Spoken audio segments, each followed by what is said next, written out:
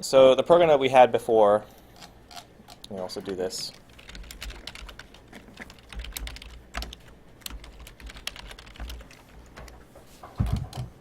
Was we had a sword, armor, and shield, and it was injected into an array of items, and it just printed out the items afterwards. We're going to do more review about arrays today, but the let me also make sure that the output is bigger. We're going to do more about arrays and objects, but the homework was to take this and turn it into something that was more like a randomly generated item set. So imagine you're like starting an RPG character, and you're given like 3 random items to start with, instead of always being given a sword, armor, and shield. So this is what it looked like, and it should have turned into something that looked more like a random set. So I kind of gave you some hints as far as how to set this up, using a for loop to loop 3 times, roll a random number, use a switch statement or an if-else statement to pick what inventory item you want, and then assign the inventory item to the array. So this was like one of the ways you could do it. It wasn't the only way you could do it. However, it was probably the most straightforward way. So this here, randomly pick between 10 different inventory items.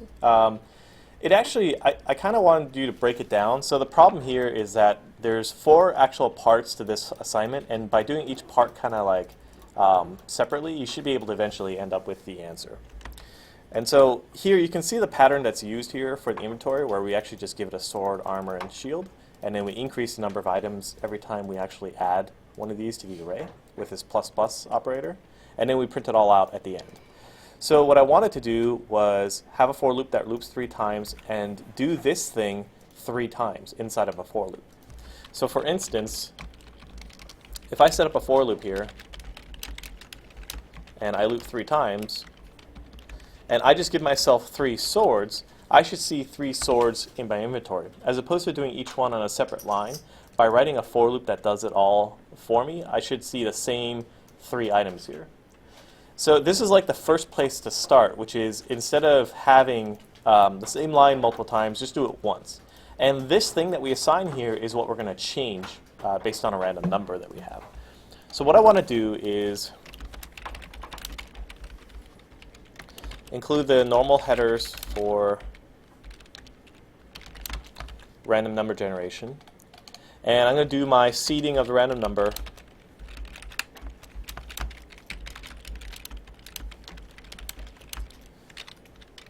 like you always do. Remember, I don't want you to have to memorize this. You can just copy this from something that has been done before. We're going to get more into casting in object-oriented programming, because casting is kind of like a way to convert one thing into another. But just suffice to say that you should just copy this work that you've done before. And once you see the randomizer, you should be able to generate a random number every time you go through the loop. So I want to roll a random number from 1 to 10. So what I just want to like see out a random number from 1 to 10. And remember how we get a random number from 1 to 10? You take the rand modulo the range that you want it plus the minimum number that you want to be. So this will give me a number between 1 to 10. And I'm going to increase the loop temporarily to be 100 items just to prove that I'm generating, this actually won't work, just to prove that I'm generating actual 10 random numbers. I'm not going to do this part here. I just want to see that I'm getting all these random numbers, that all the numbers are between 1 to 10. And it looks like I have some 10s and some 1s, no 0s, no 11s or anything like that. So I think it's working as I want. So I'm going to actually take this and I'm going to put it into a variable called choice. Here, let me hit the lights too. Actually, John, could you hit the lights? Here, please. Thank you. So choice here is just taking what I actually generated and putting it into a variable. It hasn't really changed what that variable is. This choice here is now what I'm going to use to determine what inventory item to give. So I know I want to run this line of code, but the thing I actually want to shove in there is based on this choice variable. So I said you can either set up a switch or an if-else statement. I'll do both just to show. So a switch here allows me to say, hey, if I have 1, I can change the inventory item that I get. So I can just change this from sword. I'll just keep it as sword for 1. For case number 2, I will make this thing armor. And I'll keep going with this until I have 10 different items that I want to get.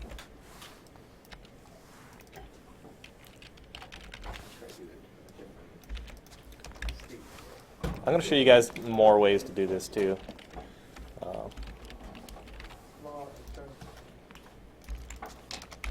Just going to do this 6, 7, 8, 9, 10. So 6, 7, 8, 9. So I was playing Pokemon. This gets to be a Pokeball. This is like a repel. This one here. Max revive. Max revive. And this one can be Reaper shotguns. Oh, I hate it. Super station. Buster sword. I don't know. I'm making things up at this point. But you can see I have 10 individual case statements, each one assigning an inventory item into my array. And this line of code here, where I assign the inventory item, is all the same. So I'm adding num items plus plus. And this switch statement here can be turned into an if-else statement, but I'm just going to show you what it looks like now. I'm going to do this 3 times. The loop is going to run 3 times, so it's going to do this switch statement 3 times. And we can see the end result inside my application here. I have Reaper shotguns, a Buster sword, and a potion the first time. I run it again. I have Reaper shotguns and 2 mauls, which is valid. You can have 2 of the same. 2 armors, a max revive. Sword, maul, Reaper shotgun. So you can see that I'm getting random items every time. Okay. Any questions on the switch method? Did anyone actually use a switch for this? Okay. Does it look like this? Yeah. Okay. All right, so let's do this with an if-else statement. It's pretty much the same, although it's a you're going to have to actually compare the choice. So if I remove this from being a switch to say, hey, if the choice is equal to 1, do this.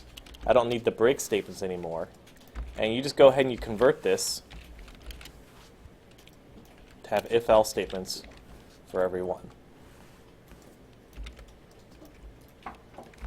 When would you use one versus the other? Typically, I favor switch statements when I have a lot of different items like this. They tend to be a little bit less wordy and a little easier to read. So I tend to favor switch statements when it's like a single variable, just like this. I would actually probably use a switch statement here.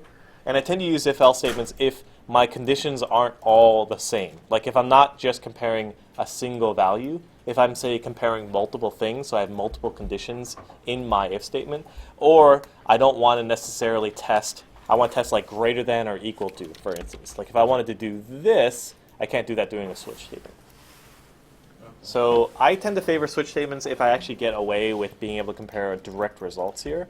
So, but otherwise I would tend to use if-else statements. So I would say majority of the time I'm using if statements more than switch, just because the situations usually don't let me have switch statements in them. Okay. So you can see here I'm actually just doing this. I'm just going to replace it with this. And here. There is another trick I could do, but I'm just going to do this.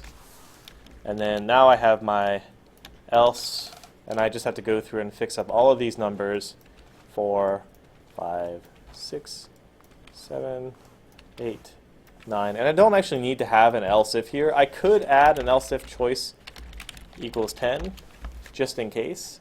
But otherwise, I'm just going to do this. This will catch every other case. So you could also do it like this with an if-else statement. There is another way to do this, which is slightly different, but also gets you the same result. And I'm going to show you guys how to do this. You can make a separate array. I'm just going to call it items. If you made a separate array here, you can actually use this to actually populate, like imagine like you're populating a store with available inventory. You can actually do this up front. So if I actually did this, I could actually make an array that all it is It's an array that has all the possible items in it. So I'm going to start with like sword. And what I can do is I can roll a random number and pick an item from this array. So this doesn't represent my current inventory. All this actually does is represents my possible inventory items. If I do it like this, I can just take all of these items, like armor and shield, and then you don't actually have to use an if-else or a switch at all. You can actually get away with not writing any of this code, not writing any if statements, not writing any switch statements. It gets to be actually pretty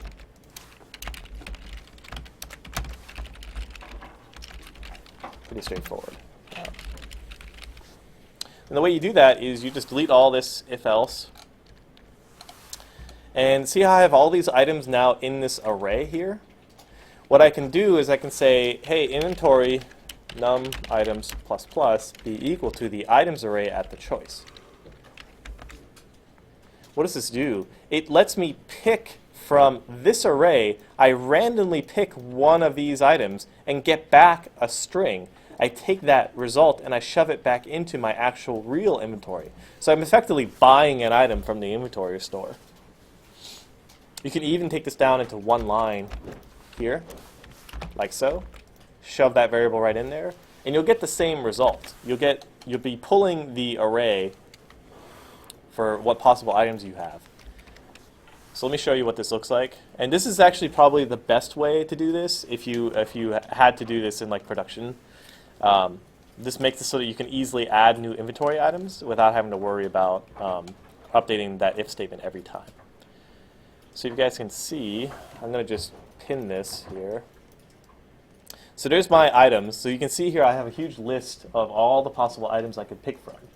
What I do is I look at my inventory, and if you see my inventory is currently all empty strings here at the bottom. So there's my items variable, which has all the possible things you could buy from, effectively the store. And here's my current inventory. You can see I have 10 slots for my inventory. So I'm effectively taking one of these guys and I'm copying it and putting it into my inventory. And so if I step through here, you're going to see this thing change. So you see how it has Buster Sword. It didn't take it from here. It's actually still in this array, but it actually puts it into the inventory. And every time I go through here, like potion, you can see it actually copied the potion from here and put it into my inventory. And max revive. Okay.